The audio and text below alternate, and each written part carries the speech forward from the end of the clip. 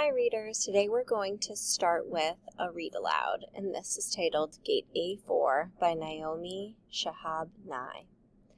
Wandering around the Albuquerque airport terminal, after learning my flight had been delayed 4 hours, I heard an announcement. If anyone in the vicinity of Gate A-4 understands any Arabic, please come to the gate immediately. Well, one pauses these days. Gate A4 was my own gate. I went there. An older woman in full traditional Palestinian embroidered dress, just like my grandma wore, was crumpled to the floor, wailing loudly. "Help!" said the flight service person. "Talk to her. What is her problem? We told her the flight was going to be late and she did this." I stooped to put my arm around the woman and spoke to her haltingly. "Shudao Shubu'ak, Habiti? Stani shwe, min flik, shubit, sui." The minute she heard any word she knew, however poorly used, she stopped crying. She thought the flight had been canceled entirely. She needed to be in El Paso for major medical treatment the next day. I said, "No, we're fine. You'll get there. Just later. Who's picking you up? Let's call him." We called her son and I spoke with him in English. I told him I would stay with his mother till we got on the plane and ride next to her southwest. She talked to him. Then we called her son just for the fun of it.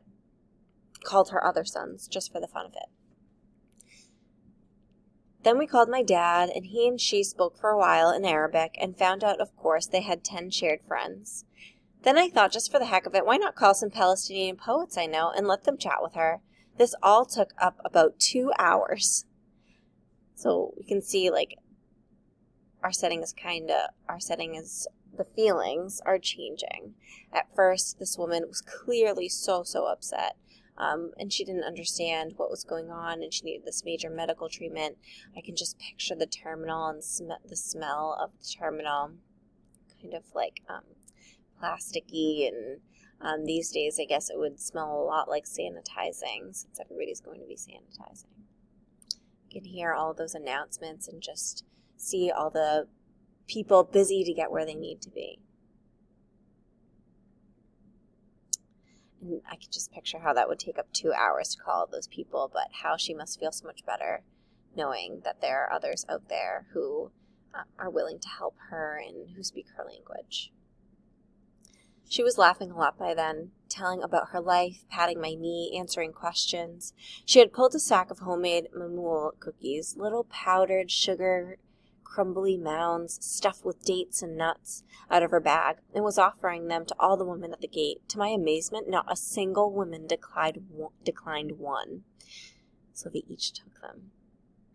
It was like a sacrament. The traveler from Argentina, the mom from California, the lovely woman from Laredo were all covered with the same powdered sugar and smiling. There's no better cookie.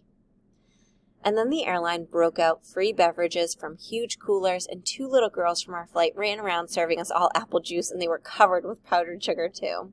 And I noticed my new best friend. By now, we were holding hands. Had a potted plant poking out of her bag. Some medicinal thing with green furry leaves. Such an old country tradition. Always carry a plant. Always stay rooted somewhere. Do you know anybody who would carry a plant in their bag? That's kind of a funny thing. But I know some people do bring special things just to make them more comfortable. Maybe like a stuffed teddy or a note to make them feel better. Even a picture sometimes. And I looked around that gate of late and weary ones, and I thought, this is the world I want to live in. The shared world. Not a single person in that gate, once the crying of confusion stopped, seemed apprehensive about any other person.